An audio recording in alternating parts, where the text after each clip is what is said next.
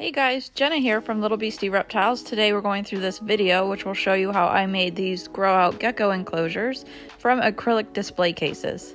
I'm going to be assembling quite a few of these at one time, but the first step is taking out the back panel for each of the cases, and we'll start prepping that for drilling a ventilation hole. What I do here is I have a cardboard template that I use. It's about the same size as the back panel. I have a hole already drilled in the place where I want to have the ventilation in the back. Once I know where the ventilation will go, I go ahead and mark it and I lay down some masking tape or painter's tape. This will help add some extra protection as you're drilling through so that you're not cracking or potentially scratching the acrylic. Now to drill the hole, I use a 3-inch hole saw. And it's really important when you do this that you're not applying any extra pressure to the drill and you just allow the drill itself to do the work. If you go slow and steady, it'll eventually get you where you want to be. And ideally, you do want to have something on the back side of the acrylic that you can drill through to. In this case, I'm just using a cardboard box, but it would be more ideal to use a wood board.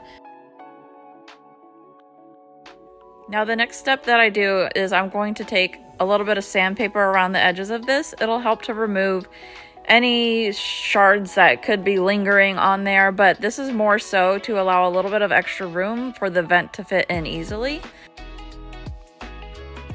And next I'm just going to clean things up a little bit and get ready to insert the vent. These are the plastic vents that I use. They've easily become one of my favorites on all of my reptile enclosures. I got these on Amazon. It's a pack of 12 for like $21, so the price is pretty good for what I've seen in comparison to other vents that are circulating out there and are commonly used. Now, as I'm inserting these vents, I needed to make sure that I was doing it gently and sanding a little bit extra further if needed. By forcing these vents in, there is the potential to crack the acrylic again, so we want to avoid that at all costs. And now that that's done, I can go ahead and piece together the rest of the display case. These snap together really easily, and what I really like about these is that they're pretty seamless on the inside. Some of the other conversions that I've done have a lot of crevices that can get really messy and difficult to clean once you put the gecko in it. But with these ones, it's been really easy to just go in and wipe things out periodically as needed. The next step that I do is reinforce the doors. You can see that it's pretty easy to open them, so if a gecko did fling themselves at it for food time or something like that, they could potentially pop open the doors.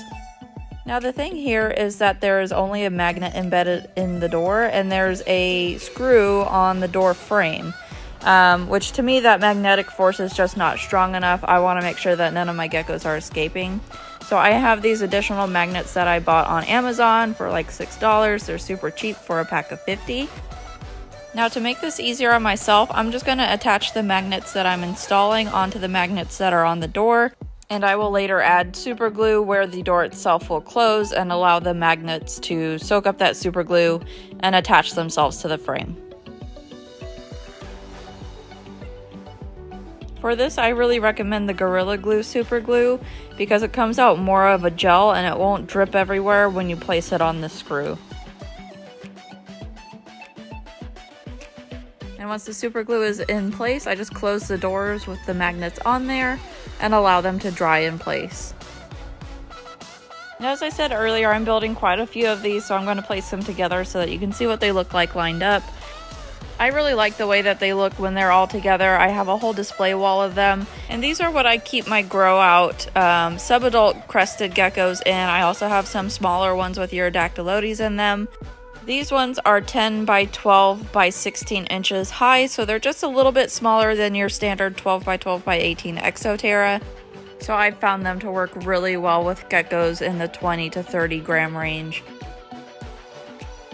And with these, I'm able to decorate with a few branches, some cork bark on either side, and a nice background.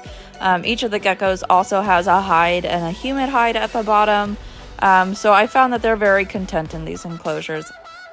And that about wraps things up. I hope you guys enjoyed the video.